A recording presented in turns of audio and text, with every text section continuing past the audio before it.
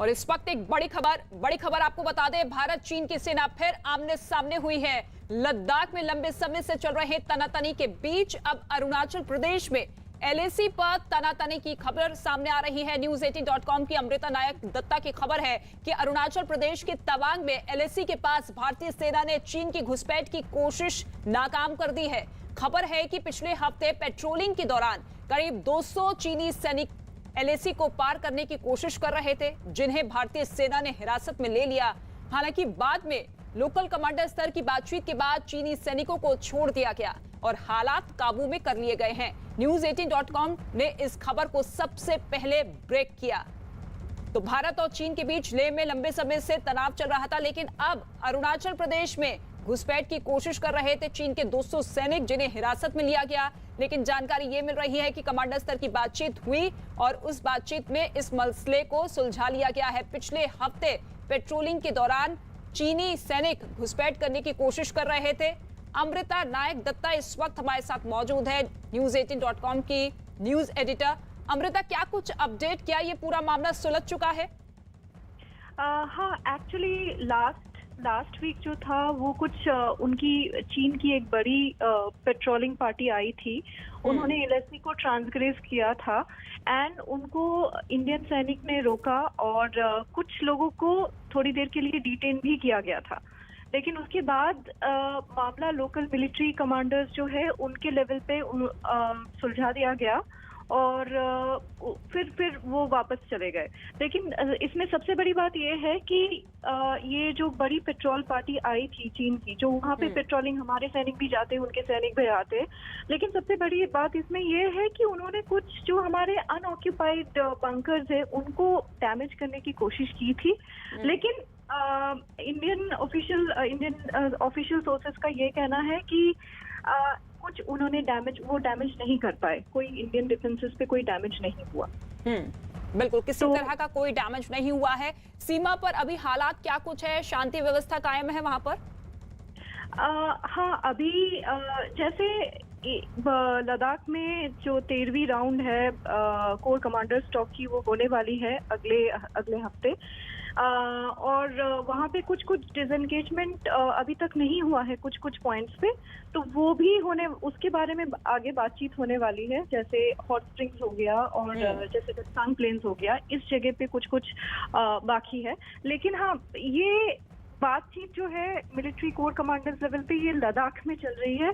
लेकिन खबर ये है कि अरुणाचल में और उत्तराखंड में इन दो जगह, सेंट्रल और ईस्टर्न सेक्टर में भी चाइना ने कुछ हद तक बड़ी पेट्रोल पार्टी लाके थोड़ा अग्रेसिव पेट्रोलिंग करने की कोशिश की। अमृता, हमने लेह के दौरान भी देखा था कि किस तरीके से तनातनी का माहौल दोनों देशों की सेना के बीच में था। हालांकि कमांडर स्तर की बातचीत होती थी, मसला सुलझ जाता था। लेकिन अब अरुणाचल प्रदेश में जिस तरीके से घुसपैठ करने की कोशिश की जा रही है, ऐसे में क्या समझा जाए? क्या कमांडर स्तर की बातचीत ही केवल ऐसी रणनीति है, या फिर अब मौजूदा स्थिति में रणनीति को बदलना होगा, करारा जवाब देना होगा भारत को? ये पेट्रोलिंग तो काफी टाइम से चल रही है, क्योंकि एलएसी जो है वो डिमार्केटेड नहीं है। लेकिन हमारे सैनिक भी जाते हैं, उनके सैनिक भी जाते हैं। लेकिन डिफरेंस यही है, मैं कहूँगी कि थोड़ी अग्रेसिव पेट्रोलिंग की गई। पेट्रोल पार्टी ज्यादा छोटी होती है। यहाँ कुछ 150-200 लोगों की पेट्रोल पार्टी आई थी। तो बातचीत तो चल रही है मिलिट्री लेवल पे और डिप्लोमेटिक लेवल पे भी, दोनों स्तर पे बातचीत चल रही है। और डिपेंडिंग ऑन कि कैसा सिचुएशन हो रहा है आगे, उसके हिसाब से फिर आगे का, I am sure Indian government आगे का उसका जो भी पाथ है वो डिसाइड करेगी।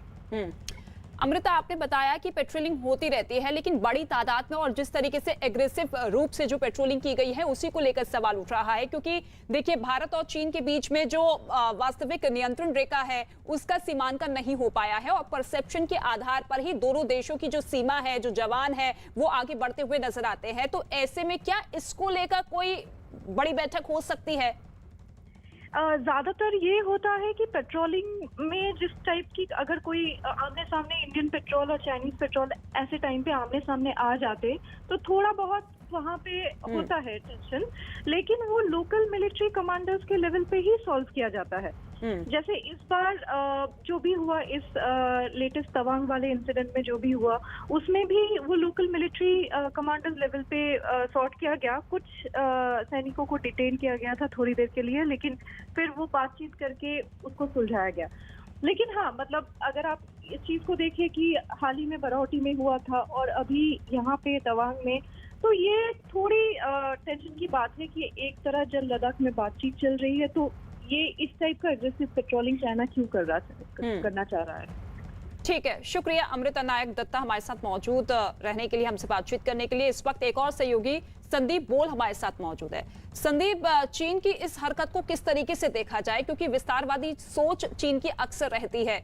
लेह में जिस तरीके से लगातार चीन के सैनिक घुसपैठ करने की कोशिश कर रहे थे, अब अरुणाचल प्रदेश में चीन के सैनिक जो कि पेट्रोलिंग करते हुए दिखाई दिए, 200 की तादाद में चीन के जवान वहां पर पहुंचे। हालांकि उन्हें हिरासत में लिया गया, कमांडर स्तर की बातचीत हुई, मामला सुलझा लिया गया। लेकिन सवाल यही है कि आखिर कब तक चीन इसी तरीके से विस्तारवादी सोच के तहत अपने कदम बढ़ाता रहेगा? देखिए, चीन की अगर मंशा की बात करें तो अरुणाचल प्रदेश को लेकर उसकी बिल्कुल अलग थ्योरी है। उसका ये कहना है कि ये पूरा अरुणाचल प्रदेश जो है हमारा है, डिस्प्यूटेड है, और ऐसे में वहाँ पे किसी भी तरीके की कोई गतिविधि नहीं होनी चाहिए। और चूंकि पूरे LAC पर किसी भी तरीके की कोई बाउंड्री नहीं है, तो ऐसे में जब भी पेट्रोलिंग होती है तो वो जान के जो है भारतीय इलाकों में आते हैं। और जिस तरीके से 200 लोगों की नफरी, जो 200 सैनिकों की नफरी की बात कही गई है कि वो आए थे 2 अलग अलग लोकेशन पे, उसके पीछे की वजह ये थी कि जब लद्दाख में भारतीय सेना ने अपना अग्रेशन दिखाया चीनी सैनिकों को, उसके बाद से उनको इस बात का डर लगने लगा कि कहीं अगर छोटी पेट्रोलिंग पार्टी लेकर गए और कहीं वहाँ पे इस तरीके की स्थिति होती है तो उनके लिए मुश्किल हो जाएगी। अगर वहाँ पे किसी तरह हिंसा होती है तो उनके लिए मुश्किल हो जाएगी। लिहाजा उन्होंने अपनी पेट्रोलिंग के पैटर्न को पूरे LAC में बदल दिया है। यानी कि LAC से अगर 20 से 30 किलोमीटर दूर उनकी कोई पोस्ट है तो वो जो है वहाँ पे नफरी लेके आते हैं 100 की, और उसी तरीके से 2 अलग अलग जगह पे 100 की 2 नफरी जो है उनकी आई थी। हालांकि अगर सूत्रों की माने तो किसी भी तरीके की डिटेंशन की बात जो है वो नहीं बताई जा रही है। उनका ये कहना है कि जब भी फिजिकली इस तरीके से आमना सामना होता है, फेस ऑफ होता है। बिल्कुल ठीक है संदीप बोल, बहुत शुक्रिया हमारे साथ जुड़ने के लिए। लेकिन करारा जवाब तो भारतीय सेना की तरफ से दे दिया गया है, लेकिन सवाल यही है कि ये विस्तारवादी सोच आखिर चीन की कब खत्म होगी?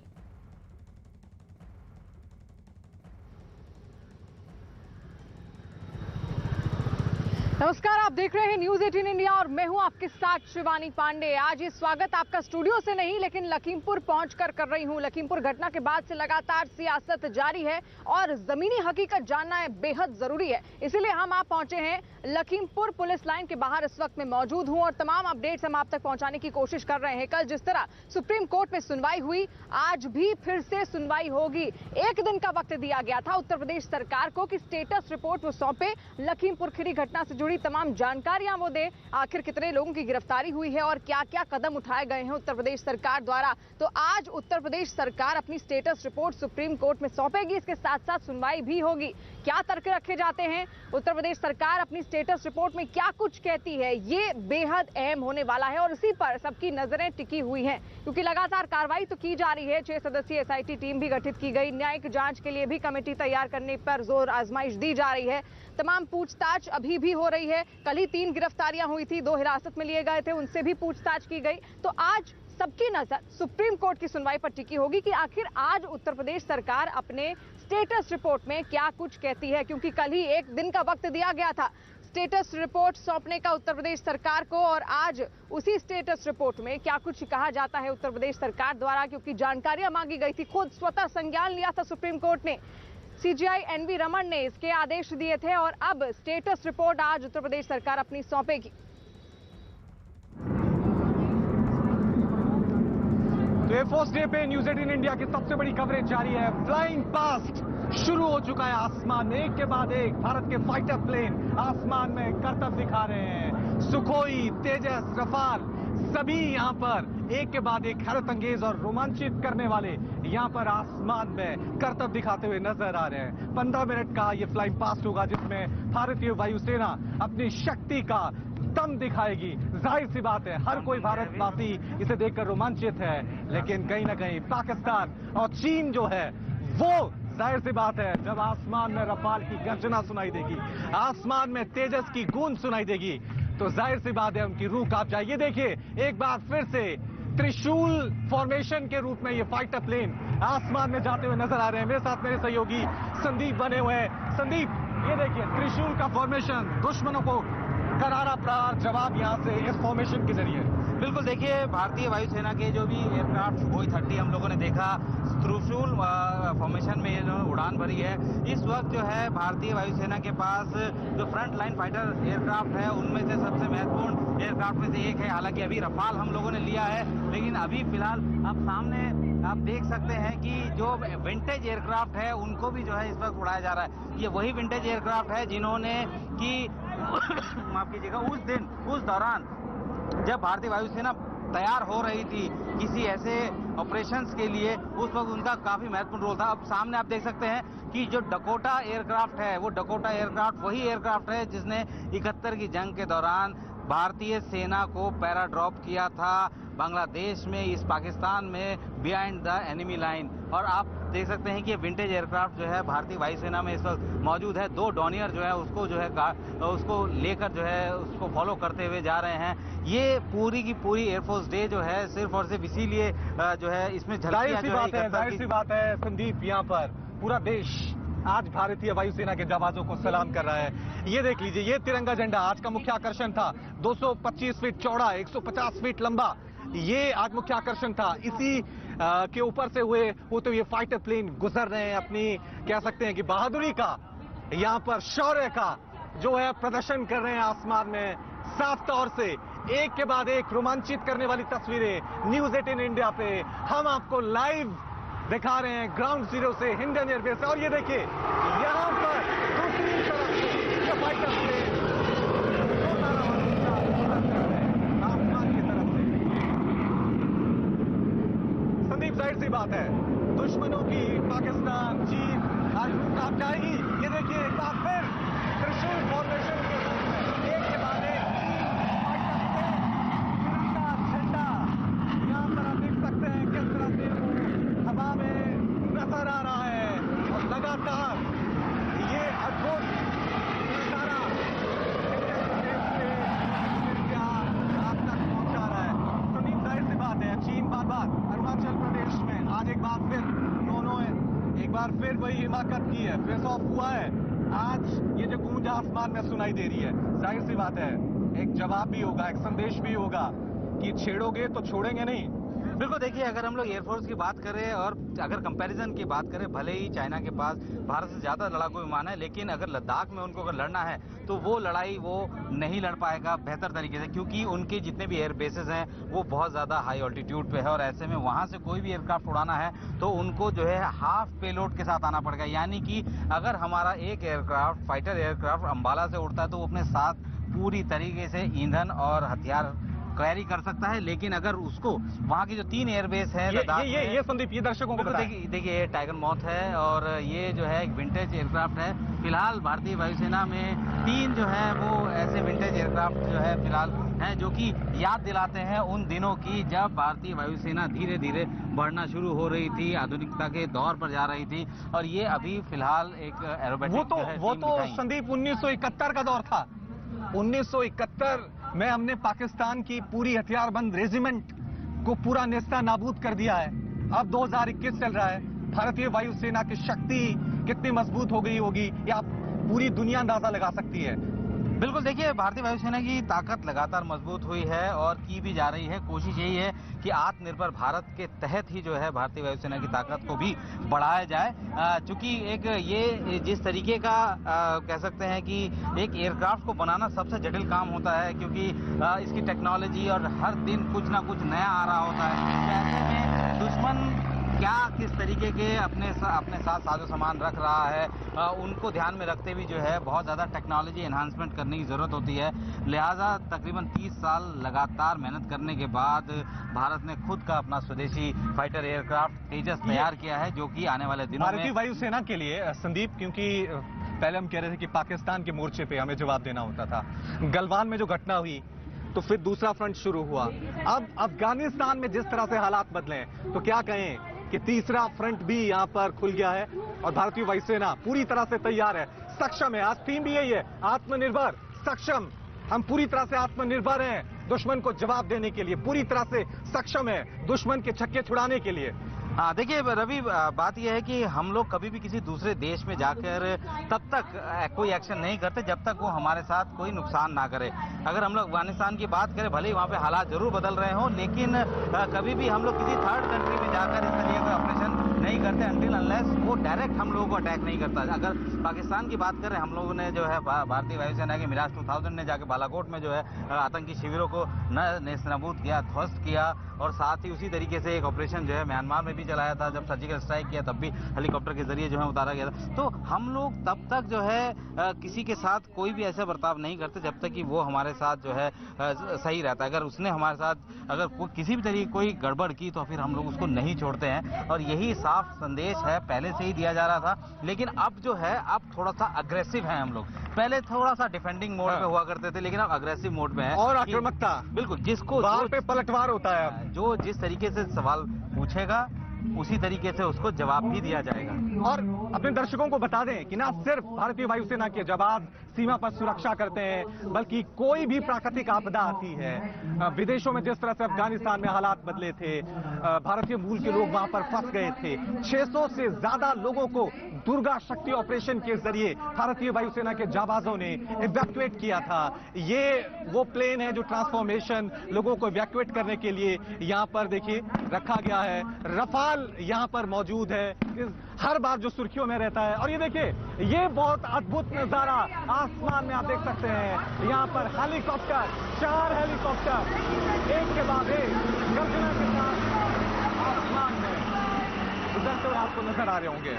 संदीप, बहुत ही अद्भुत नजारा। बिल्कुल, देखिए ये सारंग एरोबेटिक टीम है और ये कह सकते हैं कि जिस तरीके से अब यहाँ पे करतब दिखाने वाली है, जाहिर सी बात है कि लोगों को आश्चर्य तो होगा ही, लेकिन उस करतब में जो एक पायलट की कह सकते हैं कि जो ट्रेनिंग है वो नजर आती है। पायलट अगर अच्छे से ट्रेन होगा तो वो किसी भी एयरक्राफ्ट के साथ किसी भी दुश्मन के किसी बड़े से बड़े जहाज को उड़ा सकता है, और ये काबिलियत भारतीय वायुसेना के जो पायलट्स हैं उनको पूरी तरह से है। और आप कोऑर्डिनेशन देखिए, ये सिर्फ इसलिए नहीं है कि आप हेलीकॉप्टर्स के जरिए जो है कुछ जो है करतब दिखा रहे हैं, बेसिकली ये कोऑर्डिनेशन है। जब भी आप कभी किसी ऑपरेशंस के लिए जाते हैं तो अगर कोई फॉर्मेशन जा रहा है तो फॉर्मेशन में जितने भी पायलट्स होते हैं वो एक दूसरे के साथ कनेक्टेड होते हैं, और वही कोऑर्डिनेशन सबसे इंपॉर्टेंट होता है। तालमेल है, ये अपने आप में बहुत ही अद्भुत है। और एक के बाद एक हैरत अंगेज रोमांचित करने वाली तस्वीरें हम अपने दर्शकों को दिखा रहे हैं। एक के बाद एक एकलव्य फॉर्मेशन, त्रिशूल फॉर्मेशन, गरुड़ फॉर्मेशन, ये तरीका होता है दुश्मन को जवाब देने का। एक बार फिर देखिए, ये चारों हेलीकॉप्टर वापस लौटते हुए, वाकई में हमारे लिए तो ये थोड़ा रोमांचित करने वाला लग रहा है, हैरत अंगेज लग रहा है। लेकिन दुश्मनों के सामने जब ये हेलीकॉप्टर, फाइटर प्लेन सामने आते होंगे तो रूह कांप जाती होगी। बिल्कुल, देखिए वायुसेना का मेन काम है लोगों को, दुश्मन को एकदम से चौंका देना। यानी कि अगर हम लोगों ने बालाकोट में जब स्ट्राइक किया तो पाकिस्तान ने कभी सोचा भी नहीं था कि इस तरीके का स्ट्राइक जो है वो किया जाएगा और उनकी जमीन पर जो आतंकी शिविर है उसको ध्वस्त किया जाएगा। तो ये एक सरप्राइज एलिमेंट है एयरफोर्स का, और एयरफोर्स जब भी किसी जगह पर ऑपरेशन के लिए जाती है तो उसका मेन काम होता है कि जो थल सेना यानी इन्फेंट्री है, इन्फेंट्री को अगर आगे बढ़ना है और सामने जो है बहुत सारे डिफेंसेस जो है वो हैं दुश्मन के, उनको कैसे हिट किया जाए, उनके रडार सिस्टम को, डिफेंस सिस्टम को कैसे हिट किया जाए। दुश्मन को एक सीधा संदेश यहाँ पर भारतीय वायुसेना की तरफ से दिया जा रहा। थीम भी है आत्मनिर्भर एवं सक्षम, यानी पूरी तरह से भारतीय वायुसेना दुश्मन को जवाब देने के लिए आत्मनिर्भर है, पूरी तरह से सक्षम है भारतीय वायुसेना दुश्मन के छक्के छुड़ाने के लिए। आज भारतीय वायुसेना के जाबाज कि भारतीय वायुसेना के वायुवीर, वायु योद्धा आसमान में एक के बाद एक अपनी बहादुरी, अपनी शौर्य का प्रदर्शन करते हुए नजर आ रहे हैं। रफाल, अपाचे, चिनूक और ये हेलीकॉप्टर देखिए किस तरह से आसमान में इनकी गर्जना से दुश्मनों की रूह कांप जारी होगी। अब आप तक ग्राउंड जीरो से इंडियन एयरबेस एयरफोर्स स्टेशन पर 89वां एयरफोर्स डे पूरा देश बड़ी धूमधाम से मनाया जा रहा है। और वाकई में ये जो तस्वीरें, और ये देखिए किस तरह से ये वर्टिकल लूप, ये अपने आप में भारतीय वायुसेना की शक्ति का प्रदर्शन है।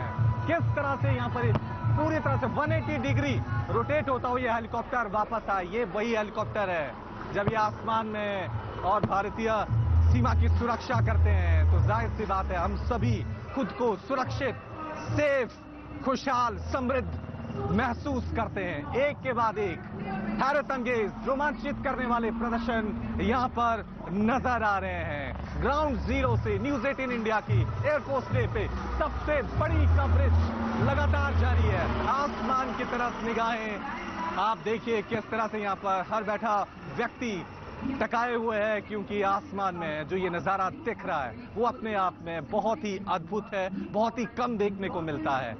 भारतीय वायुसेना, वो वायुसेना जब भी दुश्मनों ने इसको ललकारा, मुंह तोड़ जवाब भारतीय वायुसेना की तरफ से दिया गया। चाहे वो 47 का युद्ध हो, 65 का युद्ध हो, 1971 का युद्ध हो, करगिल युद्ध हो, हर वक्त भारतीय वायुसेना के ये जवाब दुश्मन को पूरी तरह से चारों खाने चित कर चुके हैं। और आज एक बार फिर भारतीय वायुसेना की तरफ से यहां पर अपना शक्ति प्रदर्शन किया जा रहा है। और ये देखिए, ये एक के बाद एक तमाम हेलीकॉप्टर कलाबाजियां करते हुए यहां पर नजर आ रहे हैं। संदीप मेरे साथ लगातार बने हुए हैं। संदीप, ये जो कलाबाजियां हैं, 180 डिग्री रोटेट हो जाना, अपने आप में ये बहुत ही बेहतरीन है।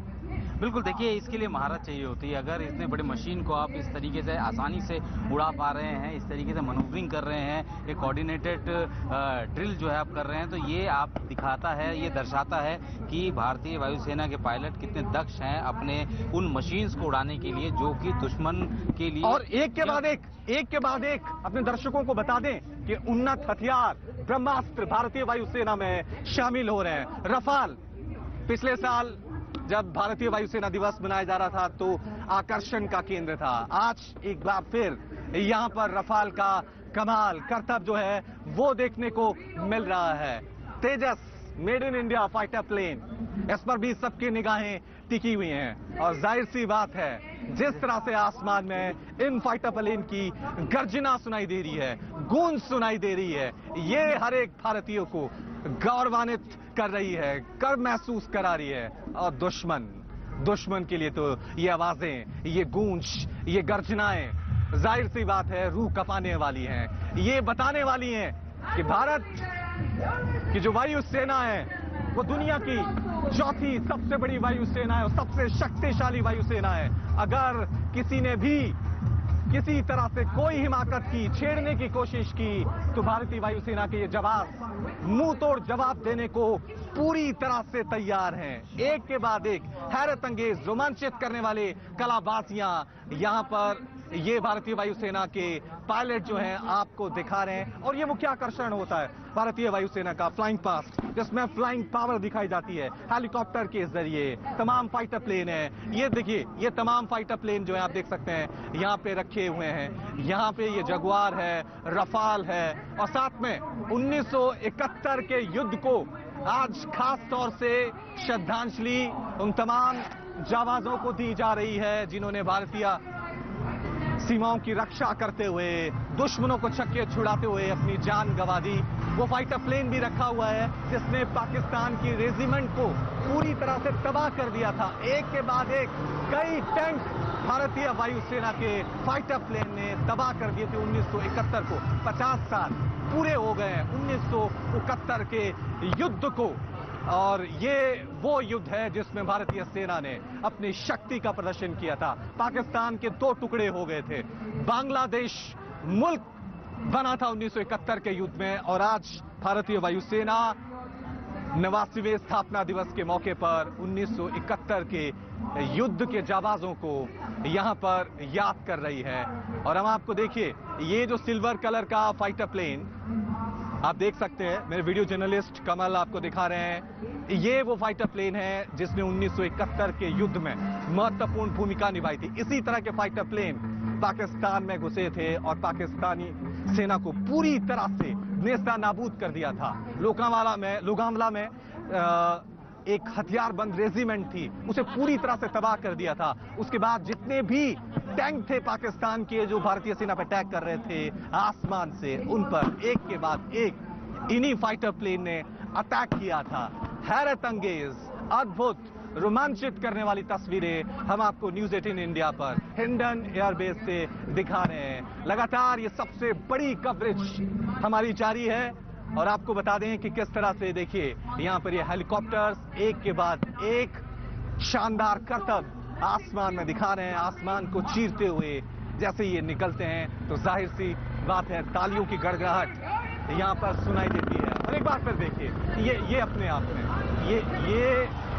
ये फॉर्मेशन, इस फॉर्मेशन को देखिए अलग अलग दिशाओं में यहाँ पर तमाम हेलीकॉप्टर, एक हेलीकॉप्टर देखिए किस तरह से 90 डिग्री बिल्कुल जमीन की तरफ होते हुए आसमान में काफी देर तक वहां पे ये स्टैंड रहा। ये है भारतीय वायुसेना की शक्ति, ये है भारतीय वायुसेना का दम, भारतीय वायुसेना के वो जाबाज जिन्होंने देश की रक्षा के लिए, सीमा के लिए सर्वस्व न्यौछावर कर दिया है। आप तक हम लगातार हर एक तस्वीर पहुंचा रहे हैं हिंडन एयरबेस से। थोड़ी देर पहले यहाँ पे परेड का आयोजन हुआ, बैंड यहाँ पर मौजूद था। हर एक यहाँ पर जो हैरत अंगेज और कहें कि रोमांचित करने वाली तस्वीरें लगातार यहाँ पर आ रही हैं और ये अपने आप में बहुत ही संदीप, आपसे मैं जानना चाहूंगा क्योंकि जिस तरह से हमने अभी देखा 90 डिग्री पे हेलीकॉप्टर बिल्कुल वहां पे अटका हुआ था और ये देखिए ये तस्वीरें ये एल शेप में जो उड़ रहा है, ये सीधे तौर पर वॉर ऑफ लोंगेवाला जो लड़ी गई थी उसको ट्रिब्यूट दिया गया है। एल शेप में ये उड़ान भरकर ये फॉर्मेशन स्पेशली आज ही के लिए तैयार की गई थी। और ये फॉर्मेशन लोंगेवाला युद्ध 1971 में हुआ था। किस तरह से भारतीय वायुसेना ने पाकिस्तान की जो रेजिमेंट थी पूरी तरह से तबाह कर दी थी। ये ताकत थी, ये दम था भारतीय वायुसेना का। एल शेप में फॉर्मेशन यहां पर बनाई गई थी, एक के बाद एक फाइटर प्लेन वहां से निकल रहे थे। और ये देखिए ये एक और फॉर्मेशन यहां पर दो मास्टर और उसके पीछे तमाम फाइटर प्लेन, ये भी अपने आप में बहुत ही अद्भुत नजारा है। एकलव्य फॉर्मेशन, गरुड़ फॉर्मेशन, त्रिशूल फॉर्मेशन और ये फॉर्मेशन गरुड़ फॉर्मेशन आप देख सकते हैं किस तरह से यहां पर भारतीय वायुसेना के जाबाज इसको प्रदर्शित करते हुए। तो फ्लाइंग पास्ट प्रदर्शन होता है भारतीय पायलट की फ्लाइंग पावर का, ये प्रदर्शन होता है भारतीय वायुसेना की शक्ति का। भारतीय वायुसेना दुनिया की चौथी सबसे बड़ी वायुसेना है। यही वजह है कि जब दुश्मन की तरफ ये कदम बढ़ाते हैं तो दुश्मन की रूह कांप जाती है। और आज पूरा देश भारतीय वायुसेना के इन जवानों को सलाम कर रहा है, सैल्यूट कर रहा है। और न्यूज 18 इंडिया भी सैल्यूट करता है भारतीय वायुसेना के इन जाबाजों को कि जो देश की सरहदों की सुरक्षा करते हैं। इन्हीं की वजह से हम खुद को सुरक्षित महसूस करते हैं, समृद्ध खुद को मानते हैं, खुशहाल खुद को मानते हैं, क्योंकि यही जवान हैं जो सीमाओं पर डटे होते हैं। यही वो जवान हैं जिनकी वजह से हमारा देश दिन रात प्रगति कर रहा है, क्योंकि हम सुरक्षित नहीं होंगे तो हमारा देश आगे नहीं बढ़ सकता है। यही वजह है कि ये जो मौके होते हैं, एयरफोर्स डे, आर्मी डे, इस वक्त पर पूरा देश इन जवानों को सैल्यूट करता है, उन तमाम जवानों को याद भी करता है जिन्होंने हमारी देश की रक्षा करते करते अपनी जान गंवा दी। ये देश के वो रियल हीरो हैं जिन्हें हमें याद करना चाहिए, जिन्हें हमें रियल हीरो के तौर पर अपने आने वाली पीढ़ियों को इनकी कहानियां बतानी चाहिए।